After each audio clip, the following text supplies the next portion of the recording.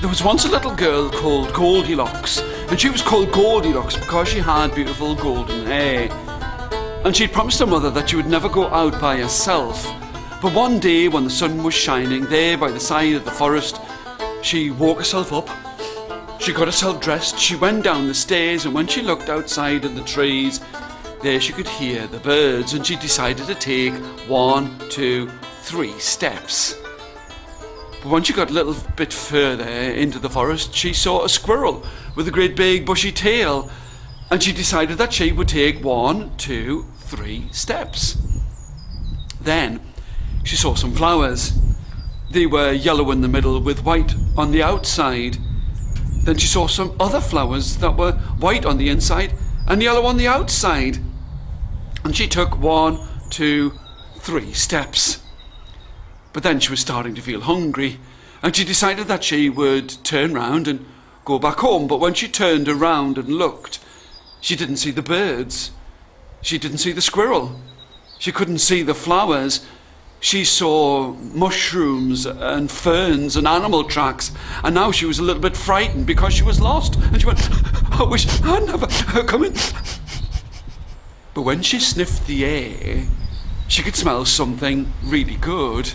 It was porridge, and she really liked porridge. And as she looked, she could see that there was a house, and on the windowsill of the house there were 1, 2, 3 bowls of porridge. There was a great big bowl, there was a middle-sized bowl, and there was a small bowl.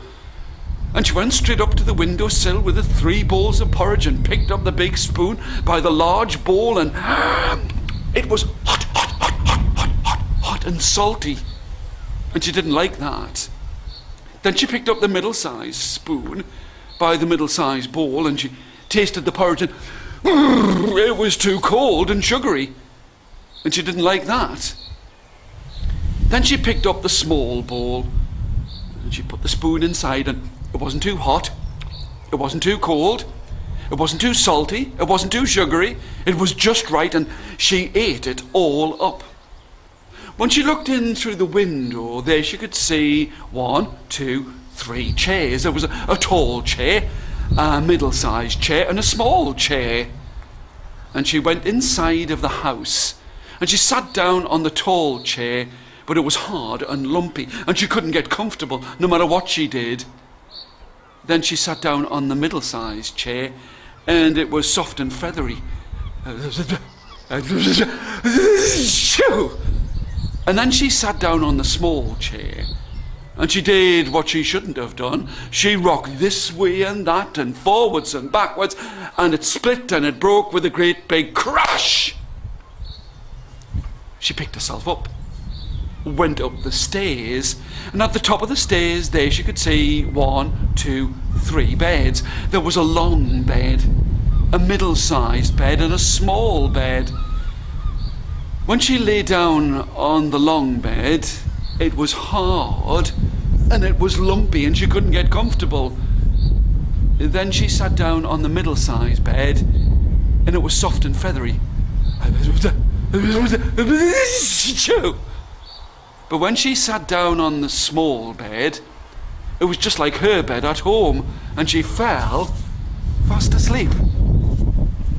But when she was asleep, the owners of the house came back. There were 1, 2, 3 bears. There was a great big daddy bear. There was a middle-sized mummy bear, and there was a very small baby bear. They looked at the 1, 2, 3 bowls of porridge, and the father bear said in his deep, gruff voice, "Who's been eating my porridge?" And the mother bear looked and said, "And who's been eating my porridge?" But little baby bear, he started to cry and went, "Who's been eating my porridge? And they've eaten it all up." The 3 bears went in through the door, and they looked at the 1, 2, 3 chairs, and the father bear looked and he said, "Who's been sitting in my chair?" in his deep, gruff voice. And Mother Bear said, "And who's been sitting in my chair?"